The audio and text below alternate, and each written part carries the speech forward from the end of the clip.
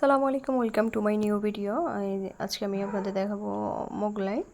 এই তো দেখেন, আমি প্রথমে আটা গুলে নিয়েছিলাম। এখন এই সহজেই রুটির আটা নর্মাল টেম্পারেচার পানি দিয়ে ব্যাস লবণ দিয়ে আটা গুলে নিয়েছি। এই তো দেখেন, এখন রুটি বানিয়ে এনেছি, বড় করে রুটি বানাবো, যেহেতু আমি মোগলাই বানাবো। সবাই অবশ্যই আমার ইউটিউব চ্যানেলটা লাইক অ্যান্ড সাবস্ক্রাইব করে দিবেন। আমার পেজটা খুবই ছোট এবং নতুন। অবশ্যই আপনারা একটু আমার পাশে থাকবেন। পাশে থাকার জন্য আপনাদের অগ্রিম ধন্যবাদ। এই তো দেখেন, আমি বড় করে রুটি বানিয়ে নিচ্ছি, যেহেতু আমার পিড়াটা ছোট না, লম্বা আর কি, গোল বড় এগুলো হলে আরও ভালো হইতো। সেটা সমস্যা নেই, এটাই আমাদের রেগুলার পিড়া। এই তো দেখেন, বড় করে রুটি বানিয়ে নেব।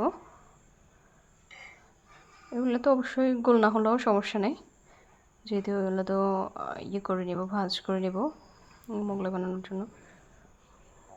আর এগুলো আমাদের খাওয়ার জন্য সহজ সরল রেসিপি, তেমন কোনো জোর নেই যে এগুলো সুন্দর হতে হবে। এই তো পেঁয়াজ মরিচ এগুলো গুলে রেখেছিলাম, লবণ দিয়ে ভালোভাবে করে রেখেছিলাম। এখন এগুলো দিয়ে দিব, এগুলো পরিমাণ মতো ভিতরে দিয়ে দিচ্ছি। বেশি দিলে আবার বের হয়ে যায়, বেশি দিলেও সমস্যা। এই তো দেখেন, দুই সাইড থেকে আমি ভাজ করে নেব। প্রথমে এক সাইড থেকে ভাজ করে নিলাম, এই তো তারপরে এই সাইড থেকে আবার ভাজ করে নেব।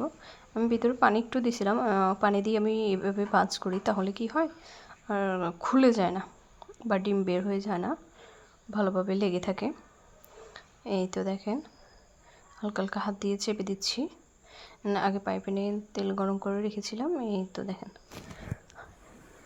হ্যাঁ, ভেজে নিব। আমি আগুন ডিম করে দিয়েছি, বেশি আগুন দিলে আবার উপরে পুড়ে যায়, কিন্তু ভিতরে হয় না। এই যে দেখেন, এক পাশ হয়ে আসলে তারপর আরেক পাশ উল্টে দেব। আগুন আস্তে দিয়েছি, যেহেতু ভিতরে ডিম আছে, ডিম হওয়া লাগবে, নয়তো আবার ডিম কাঁচা থেকে যায়। এই তো হয়ে গেছে, দেখেন লাল লাল করে ভেজে নিয়েছি।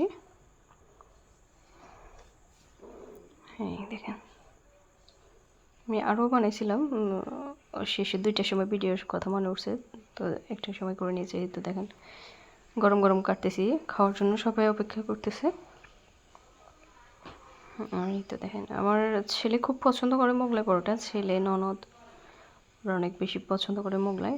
গরম তো কাটতে পারতেছি না,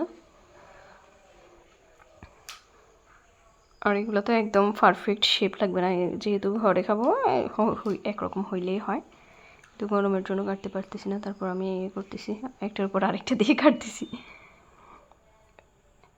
এই তো দেখেন, মনে হয় যেন কি ভিডিও করার সময় আরও বেশি বাঁকা তেরা হয়ে যায়, আমি আমার সবসময় এটা খেয়াল করছি। এই তো দেখেন, এই তো গরম তো